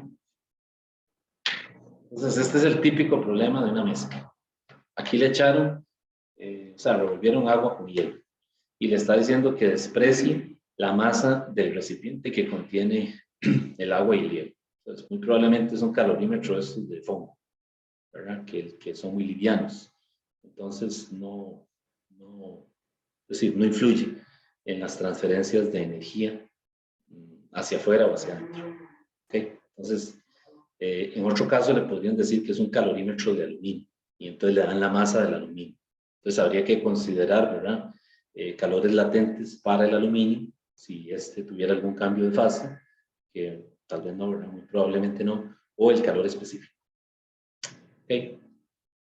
Bueno, entonces vean que el agua, esos problemas de mezclas, otra cosa, es que no son mecánicos. Es decir, no es como llegar y voy a aplicar una fórmula, hay que, ¿verdad? Primero tratar de imaginarse qué está pasando antes de intentar hacerle algo, ¿verdad? Porque otra vez los signos pueden confundirse o puede dejar algún calor brutal. ¿Ok? Entonces, bueno, vean que el agua está a 80 y el hielo está a menos 40. Aquí tiene que haber un cambio de fase. Es decir, cuando el hielo yo lo vierta en esa agua, se va a comenzar a fundir. ¿Okay? Muy probablemente se funde. Ahora, ¿cuánto se funde? Todo. Se podría calcular también aparte, pero por ahora nos interesa hallar esta masa. La masa del agua, ¿verdad? Que tiene el recipiente. Entonces, pues, vean que yo tengo aquí, bueno, el agua obviamente es la que cede calor, por eso el hielo se empieza a fundir. Entonces, los calores debidos al hielo, bueno, el agua, es la masa del agua, que es la incógnita, ¿verdad? Por el C del agua, por el delta T. Esto es el calor cedido. Y para el hielo, es el que absorbe calor, ¿verdad? Voy a ponerle el subíndice H. ¿Qué pasa con el hielo? El hielo tiene, o sea, la masa del hielo por el C del hielo, por el delta T, ¿verdad? ¿Ok? Y tiene el delta T del hielo, digamos, más ¿quién? Tiene la masa del hielo por el L de fusión, porque si ocurre un cambio de fase, el hielo se funde. Más ¿quién? Más la masa del hielo, ¿verdad? Por el C del agua. ¿Y ahora por qué por el C del agua? Porque este es el caso en donde tengo agua líquida. Paso todo lo que tengo de hielo a agua. Lo podemos ver también con una gráfica, ¿verdad? Es decir,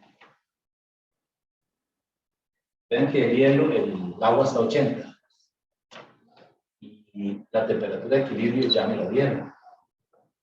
¿Okay? Y el agua, perdón, el hielo está a menos 40. Entonces, ¿qué pasa? Bueno, yo tengo que llevar el hielo que está a menos 40, tengo que llevarlo aquí a 0. Es decir, este es un calor debido a un cambio de temperatura. Y luego viene el calor debido al cambio de fase. Pero en este dijimos que la temperatura es constante. Entonces aquí es una línea horizontal. ¿Okay? Esto es una gráfica de temperatura versus energía. La energía que se va, ¿cómo se dice?, acumulando en cada transferencia. Pero no la vamos a calcular ahí, solo nos interesa ver la gráfica. Y el agua la tengo a 80, la tengo que bajar ¿a dónde? A 20. ¿Ok? Y el hielo, ahora lo tengo que pasar a 20 también.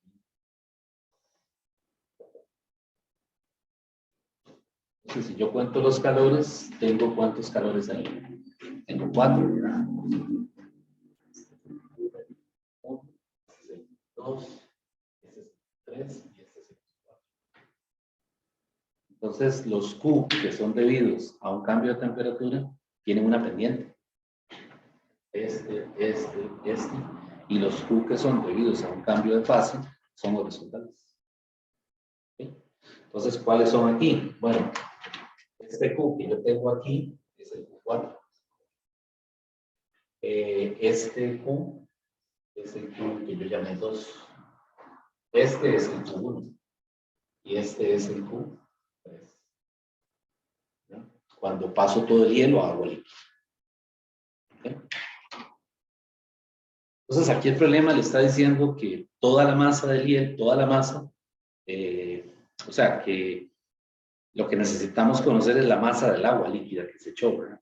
El hielo puede ser que todo se haya fundido, o parte, o quede una parte sin fundir. ¿Okay? Pero entonces eso va a depender de los datos que me ya aquí nos dieron si yo tengo que hacer que esta gráfica, estos calores, ¿cómo se dice? Se intersequen, ¿verdad? O se corten en el punto, ¿verdad? Que corresponde a la temperatura de equilibrio. ¿Okay? Bueno, entonces ahora lo que yo hago es aplicar el principio de termodinámica. O sea, el Q del agua, perdón, del hielo, los Q del hielo, ¿verdad? Que son estos tres, más el Q del agua, tiene que ser igual a 0.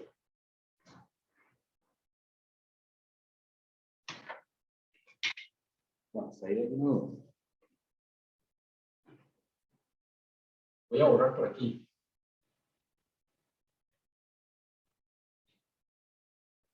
Para poner los datos.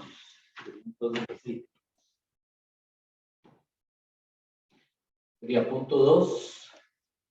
Voy a poner este primero. Ah, no, el de hielo. Punto 2, ¿verdad? Dijeron que eran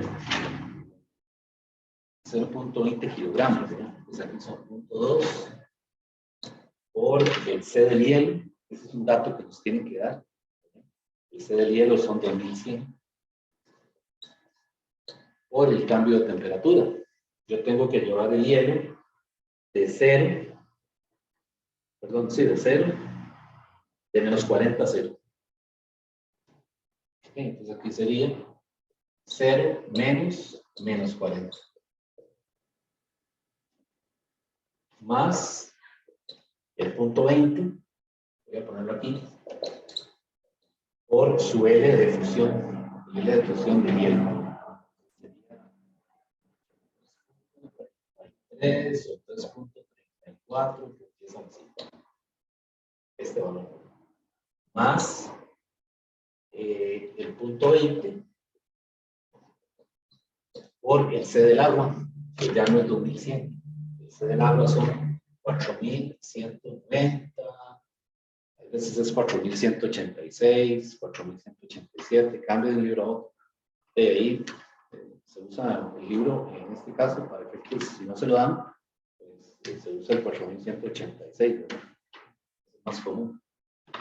Pero por lo general le dan todos los datos por el cambio de temperatura. Y aquí sería de 0 a ¿qué? A 20. Entonces esto sería 20 menos 20.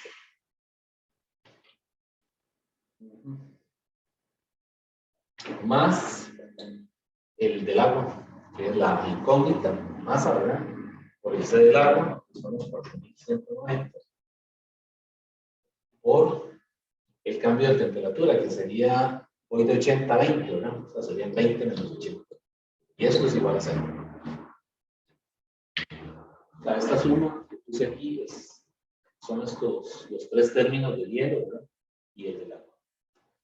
Por supuesto, si la mezcla tiene más cosas, ¿verdad? Más componentes, a veces le echan un cilindro de aluminio, ¿verdad? Otras veces le echan, no sé, hay que considerar todos esos calores. Y si el recipiente donde está la mezcla le dan la masa, entonces también hay un calor que considerar debido a un cambio de temperatura. ¿Okay?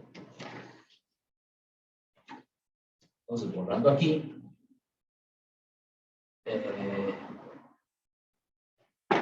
voy a hacer las operaciones. Esta me dio 16.800. Más esa me da 66.800. Más esta otra de aquí me da 16.760. Más esta me da 200. Esta última, esta me da 251.400 y esto sí va a ser. Lo que tengo que hacer es sumar esto, ¿verdad? Pasar esto a restar y despejar la. A mí me dio esa M 0.399 kilogramos. Que puesto en gramos, ¿verdad? Para darse una idea de cuánto es, son 399 gramos. O sea, aproximadamente 400 gramos de agua. Fue lo que se le echó al recipiente. Entonces yo tengo la densidad del agua, ¿verdad? Así que por ahí podría imaginarme el volumen que tengo. La densidad del agua es gramos sobre centímetro cúbico. Entonces por ahí puedo ya darme cuenta en términos de mililitros, ¿verdad? ¿Cuánto es lo que tengo? Tiene cara de que es un recipiente pequeño, ¿verdad? Parece como uno de esos beakers, de esos beakers que se usan en el laboratorio.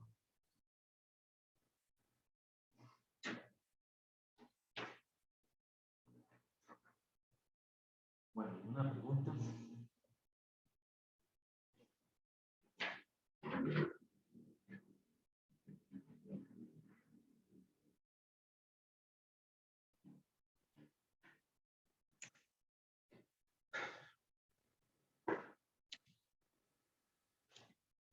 Bueno, ahí para acabar con el tema, con el capítulo, ¿verdad? Quiero compartir con ustedes ahí nuevamente el documento. A ver si estamos... Ok, ahí, ¿verdad?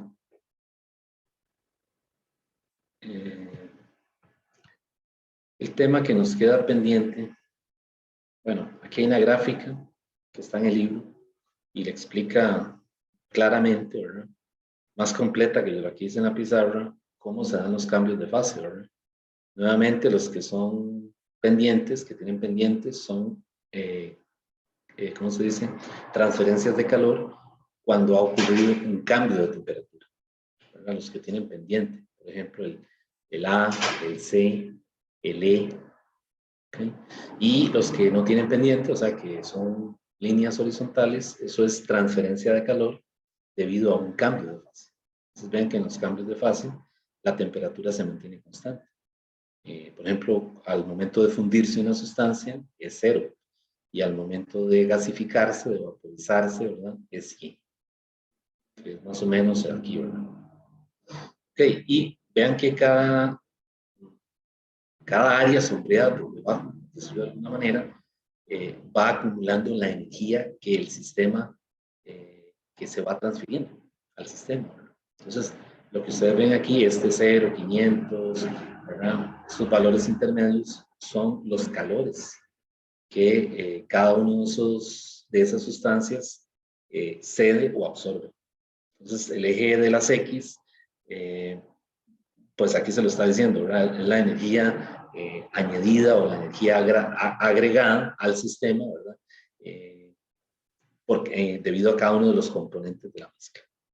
¿Okay? Entonces, es bueno en los problemas de mezclas tratar de hacerse una gráfica, ¿verdad? Para no dejar ningún calor botado, porque algunas veces pasa que queda algún calor por fuera, ¿verdad? Ahora, vean que aquí, cuando a usted le dicen que en una mezcla lo que hay es agua y hielo, ya le están diciendo que la temperatura de equilibrio es 0. Y eso es un detalle de la teoría. Hay problemas que le empiezan diciendo una mezcla de agua con hielo. Ya le están diciendo que use la temperatura de equilibrio como 0 grados y que más bien calcule la cantidad de hielo que se fundió. ¿Okay? Y les digo esto porque hay gente que lee eso y no sabe que una mezcla de agua con hielo es 0. Es la temperatura 0. Y entonces empiezan a calcular. ¿Okay? Entonces les da un valor totalmente que no tiene sentido, ¿verdad? Es decir, calcula una temperatura, hay veces por encima de 15 grados y no tiene sentido, ¿verdad? Porque en una mezcla de agua con hielo es 0. O igual aquí, ¿verdad? Cuando dicen una mezcla de vapor de agua, un problema, por ejemplo, que le dijeran, qué sé yo, un calorímetro tiene una mezcla de vapor de agua. Vapor de agua implica que tiene agua líquida y tiene vapor. Quiere decir que la temperatura de equilibrio es 100 grados Celsius. Ya se lo están diciendo, ¿verdad? Entonces, más bien lo que le van a pedir es la masa del vapor que se condensó. ¿Ok? Bueno. Bueno, lo que quería ver ahora, lo último que queda ahí del capítulo, ¿verdad? Estos son los diagramas. Lo que quería ver ahora por último es los mecanismos de transferencia del calor, que es esta parte. Y ya con eso, pues, terminamos de ver el capítulo. Igual, el lunes yo vuelvo a retomar el tema, ¿verdad? Es decir, quiero volver a hacer algún otro problema y hacer problemas de esto, de los mecanismos de transferencia. Pero los voy a comentar, por lo menos para que ya pues, adquieran la idea de esto, ¿verdad? Bueno, básicamente tenemos, se van a estudiar 3 mecanismos de transferencia del calor, que son conducción, ¿verdad? Convección y radiación. En la naturaleza nunca ocurren por separado. Es decir, en los problemas reales de transferencia de calor, por lo general se dan los 3 juntos o 2 de ellos. ¿Okay? Pero aquí los vamos a ver para simplificarlo uno por uno, ¿verdad? Entonces, en el caso de la conducción, pues a nivel, en la escala atómica, la conducción se debe a la naturaleza atómica de la sustancia. Y ustedes saben que los metales son excelentes conductores del calor y la electricidad. Así que esos átomos están en una red, ¿verdad? Y lo que cuando el flujo de calor pasa, ellos lo que hacen es que empiezan a vibrar, o sea, a hacer un tipo de movimiento armónico. Y colisionan, ¿verdad? Hay colisiones y vibraciones y de esa manera el material permite que el flujo de calor se propague a través de él. ¿Ok? Entonces, en el caso de la conducción tiene que haber contacto, ¿verdad? Para que el calor pase. Por ejemplo, el caso de una cuchara, ¿verdad? Que se meta en una taza con sopa o una cuchara en una taza con café y entonces al rato uno va a coger la cuchara, ¿verdad? Y está súper caliente, ¿verdad? Ya ocurrió, ya se dio la transferencia de calor, ¿verdad? A través de la cuchara porque es metálica. Entonces, para calcular la conducción, o sea, para estudiar la conducción, vamos a adoptar el modelo de la placa, ¿verdad? Que también puede ser una varilla. Entonces, el modelo de la placa, vean que tiene un espesor delta X. Por ejemplo, un ladrillo, ¿verdad? De esos que usan para construcción. Ok, entonces, o esto puede ser una pared de una casa, ¿verdad? Entonces, la temperatura H es la temperatura en el exterior. Por ejemplo, un día muy caluroso. Y la temperatura C es la temperatura en el interior, en la sala, ¿verdad? Entonces necesitamos que esa pared tenga un espesor adecuado para el sitio en donde se hizo la construcción, ¿verdad? Es decir, por lo general los sitios que son muy calurosos, los techos son muy altos, ¿verdad? Eso es para favorecer la circulación del aire, ¿okay? Y que por dentro se dé la sensación de que está fresco. ¿Okay? Entonces, bueno, este puede ser el modelo de una pared. Resulta que la P que ustedes ven aquí es, digamos, es como una potencia térmica, ¿verdad? Tiene unidades de potencia. Vean que está definida como calor, ¿verdad? Entre delta T, que es un intervalo de tiempo. Entonces, calor está en joules y tiempo está en segundos. Así que joules sobre segundos es watts. O sea que esto es una potencia. O algunas veces le dicen la razón con la que el flujo de calor se propaga. ¿Okay? Entonces está definida de esta forma. Una K por A por este gradiente. Esto se le llama un gradiente de temperatura. La K se llama la conductividad térmica. ¿Okay? Y es una constante característica del material. O sea que los metales, el aluminio, el cobre, la plata, el oro, cada uno de ellos tiene su propia conductividad. ¿Okay? Y es una forma de caracterizar la pureza del material. Por ejemplo, la gente que trabaja con oro, ¿verdad? Le interesa mucho la conductividad, ¿verdad? Porque es una forma de verificar, ¿verdad? Cerciorarse de la pureza de ese material. Y el área es la sección transversal por donde pasa el flujo de calor. En este caso es la el área, digamos, de la cara de la pared, ¿verdad? Ahora, esto que está aquí entre paréntesis, perdón, entre valor absoluto, lo que le dice es que ese gradiente tiene que ser positivo, ¿verdad? ¿Por qué tiene que ser positivo? Bueno, porque una potencia es un escalar y una potencia no puede ser negativa. En física 1 nos dijeron, cuidado, le pone un negativo a la potencia, ¿verdad? Entonces aquí pasa lo mismo. Ese gradiente tiene que ser positivo. Ahora, ¿qué significa? Bueno, ese gradiente lo que le está diciendo es cómo cambia la temperatura en una región en el espacio por donde está pasando el flujo de calor. ¿Ok? Eso es básicamente. Entonces, esa tabla que ustedes ven ahí es la tabla de conductividades térmicas. Entonces, ahí hay diferentes materiales, ¿verdad? Por ejemplo, los metales a temperatura ambiente, 25 grados Celsius, y ahí le dan el aluminio, el cobre, qué sé yo, el hierro, la plata, ¿okay? Y sus conductividades. Las unidades de las conductividades son watts entre metro grados Celsius. Y realmente no son constantes. Esa es la mala noticia. Digamos, esas conductividades por lo general son funciones de la temperatura, ¿verdad? En problemas reales. Pero aquí, ¿verdad? El modelo lo queremos simplificar y entonces el intervalo de temperatura no está muy distanciado entre la temperatura inicial y la final. O sea, las temperaturas están muy cercanas. Ese intervalo es pequeño. Y cuando eso ocurre, pues resulta que la conductividad es aproximadamente constante. Pero en metalurgia, por ejemplo, los ingenieros se enfrentan a problemas reales, ¿verdad? La conductividad cambia con la temperatura. Y entonces hay que meter ese factor, ese hecho ahí, ¿verdad? Para poder estudiar el material, ¿verdad? Desde un punto de vista más real. Ok, bueno, vemos otras sustancias cuyas conductividades son bajas, ¿verdad? Por ejemplo, el asbesto, el concreto, el vidrio, ¿okay? El agua, la madera, vean la madera, 0.08, es un pésimo conductor del calor, ¿verdad? Y los gases todavía más, ¿verdad? Los gases son todavía peor para conducir el calor. Por aquí el más bajo es, creo que el aire, ¿verdad? Okay. Bueno, esa tabla de conductividades, pues, para efectos de un problema, le dan la conductividad, ¿verdad? Así que, pues es igual que el calor específico y los calores latentes y las alfas, ¿verdad? Es información que tiene que aparecer en el problema. Ok, aquí en este otro slide, vean que ahora ya no es la barra. Bueno, el modelo que empezamos estudiando es la barra.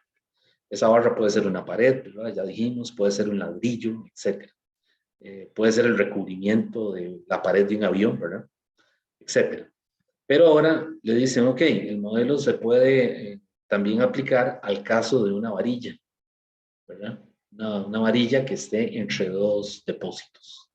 Y uno está a la temperatura mayor, o sea, este está a la temperatura más alta y este a la más baja. Entonces, cuando se mete esa varilla ahí entre esas dos fuentes, ¿verdad? Entre esos dos reservorios que les llaman también, pues el calor fluye espontáneamente del depósito a mayor temperatura hacia el depósito a menor temperatura. ¿Okay? O sea, nunca vamos a ver esta flecha en sentido contrario. ¿Okay? Sí puede ser que se dé, pero entonces necesitaríamos un motor, ¿verdad? O algún mecanismo externo que permita que eso se dé. Pero de forma espontánea, ¿verdad? Sin que medie nada, el calor pasa de la mayor temperatura a la menor temperatura. Y otra cosa importante, esa razón, esa potencia con la que pasa es constante, no cambia. O sea, en este valor, digamos, al principio, si es 23.1 watts, un poquito más adelante es 23.1 watts y a lo largo de toda la varilla va a ser 23.1 watts. ¿Verdad? Para que el modelo sea sencillo de tratar, ¿verdad? Y vean que aquí le ponen un aislante a la varilla porque lo que quieren es que el calor no se transfiera radialmente. O sea, se supone que esta es una varilla que tiene forma cilíndrica, ¿verdad? Entonces, si no le ponen el aislante, lo que va a pasar es que el calor no solo se propaga a lo largo del eje, sino que también lo hace radialmente. Y eso no lo queremos, ¿verdad? Es decir, queremos solo que todo el flujo neto de calor pase de un reservorio al otro. ¿Okay? Una aplicación de esto, ¿verdad? Para los que tal vez les interesa esta parte, quizás los ingenieros mecánicos, ¿verdad? Una aplicación de esto es, por ejemplo, en los hoteles o en los hospitales que tienen una lavandería, ¿verdad? Una caldera, en los hospitales particularmente, ¿verdad? No sé si han visto una caldera, toda la tubería, ¿verdad? O en la lavandería, todas las tuberías que transportan el vapor tienen un forro, ¿verdad? Un forro bien grueso, ¿verdad? Y recubierto con aluminio, ¿verdad? Entonces eso es para evitar que el calor escape radialmente, porque si no, entonces sería imposible, ¿verdad? Trabajar ahí. Entonces lo que quieren es que solo pase a lo largo de la tubería. Y aún así, si han entrado a una lavandería o una caldera en un hospital, yo una vez fui a conocer una, es un calor horrible, ¿verdad? Es un calor terrible. Y aún así tienen todas las tuberías forradas con ese recubrimiento con aluminio para evitar, ¿verdad? Que se vuelva imposible trabajar ahí. Okay, entonces, bueno, en este modelo queremos que todo el flujo de calor pase de forma íntegra de un reservorio al otro. Okay. Y el gradiente de temperatura ahora ya tiene nombre. O sea, ahora es la diferencia de TH menos TC, ¿verdad? Entre L. L ahora es la longitud de la varilla, del tubo que esté ahí metido. ¿Okay? Entonces, bueno, vean que esta cantidad es positiva. Va a ser positiva porque la TH siempre va a ser mayor que TC. ¿Okay? Y ahora la potencia, ¿verdad? Vean que la fórmula adopta esta fórmula. Conductividad por A, el A es la sección transversal del tubo, ¿verdad? Y la diferencia de temperaturas entre L, que es la longitud del tubo. Entonces, nuevamente, el modelo de la conducción lo podemos ver como para una varilla, en este caso, ¿verdad? O para el caso de una barra. Bueno, y aquí le dan una ecuación un poquito más general. Para el caso, por ejemplo, de que uno tenga varios ladrillos o varias losas, ¿verdad? Entonces, le dan esta fórmula, ¿verdad? Tenemos varios materiales, diferentes ladrillos, ¿verdad? O diferentes espesores de losas y están puestas una a continuación de la otra, ¿verdad? Entonces, cada una de esas losas tiene una conductividad. K1, K2, K3, ¿verdad? Por ejemplo, en los sitios donde hay inviernos muy severos, ¿verdad? Que las temperaturas bajan demasiado, las paredes, no todo el material es hecho, ¿no? Es decir, la pared no está hecha toda de un solo material, sino que utilizan esta técnica, ¿verdad? De meter diferentes espesores con diferentes materiales. ¿Para qué? Bueno, para evitar que adentro, es decir, se ponga demasiado frío, ¿verdad? Lo que quieren es mantener el interior a una temperatura relativamente agradable, ¿verdad? Cosa que si afuera está a 5 grados Celsius, que adentro por lo menos logren tener, no sé, 18 grados Celsius, por ejemplo. ¿Okay? Que 18 ya se pone, ya no es tan fresco, ¿verdad? Pero evita que se ponga demasiado frío. ¿Okay? Entonces, lo que sucede aquí es que vean que la fórmula, lo interesante de esta fórmula es que uno puede poner muchas losas, puede poner hasta 10 las que quiera, pero el numerador de la ecuación solo depende de la temperatura, de las temperaturas entre los reservorios. ¿Lo ven? O sea, eso es lo que se ve aquí en el numerador. Y suponemos que las losas todas tienen la misma área. ¿Okay? Y abajo sí, hay una suma de quién, de cada uno de los espesores de la losa o la longitud de la losa entre su correspondiente K. ¿Okay? Entonces, aquí vean que pareciera que la intuición lo engaña a uno aquí, ¿verdad? Uno esperaría que aquí arriba haya algo más y no. Lo que se necesita conocer únicamente es la temperatura en el exterior, ¿verdad? Digamos, si es una pared, y la temperatura en el interior. Bueno, y eso le llaman, a esa razón, L entre K, los ingenieros le llaman R, ¿verdad? Y lo tienen ya en tablas, ¿verdad? Los R's de diferentes materiales, cuando van a hacer algún recubrimiento, ¿verdad? Cuando van a hacer divisiones y eso, ya ellos saben cada uno de los R's, ¿verdad? Para cada material que van a utilizar. O sea, ya han sido calculados un montón de veces, ¿verdad? Y continúan, ¿verdad? Calculando esos R's porque, pues, hay toda una industria en el diseño de recubrimientos, ¿verdad? Entonces han aparecido materiales nuevos, ¿verdad? Y continúan sintetizándose otros materiales para hacer recubrimientos de paredes, ¿verdad? O de exteriores. Entonces, esa R, ese cociente, importa mucho a la hora de diseño de interiores, ¿verdad? Y toda esa parte relacionada con ingeniería civil, ¿verdad? La construcción. Bueno, ahí le dan algunos valores de los R's, ¿verdad? Una tabla de los R's que se utilizan. Y bueno, aquí están unidades del sistema inglés, ¿verdad? Y digamos, cada material le dan un espesor, ¿verdad? Es el espesor, digamos, sugerido. ¿Okay? Bueno, entonces nos queda convección y nos queda radiación. Así que esos dos temitas los voy a dejar para el lunes, para no saturar tanto la clase. Ya yo sé que hasta ahora ya se pone, ya es cansado, ¿verdad? Así que para el lunes vamos a ver convección, que es el otro mecanismo de transferencia, y radiación. Que ahí tenemos que ver una ley que se llama la ley de Stefan Boltzmann. Y ahí entonces pues hacemos unos problemas más de este capítulo. Bueno, entonces voy a dejar de compartir si no hay ninguna pregunta. Y pues quedaríamos aquí. Para los que se conectaron de último, ayer no pude dar la hora de consulta, porque es que el internet estuvo terrible en la tarde. Así que voy a ver si vuelvo a programar una hora de consulta. Igual recuerden que ya están la distribución de las aulas, ¿verdad? En el entorno, para que ya pues sepan más o menos. Digo, tal vez la mayoría, tal vez no sé si conocen el edificio, ¿verdad? Pero que bueno, yo ese día voy a estar ahí bien temprano, así que pues, vamos a ir haciendo la distribución ordenadamente. ¿Alguna pregunta?